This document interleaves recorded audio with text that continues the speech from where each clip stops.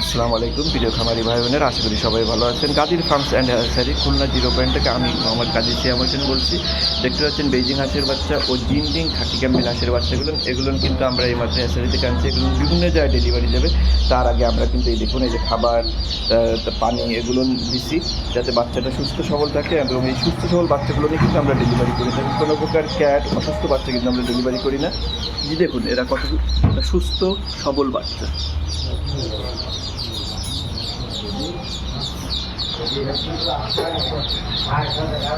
আপনারা যারা এই ধরনের হাঁসের বাচ্চা সংগ্রহ করতে চান, স্ক্রিনে দেওয়া নাম্বারে যোগাযোগ করতে পারেন।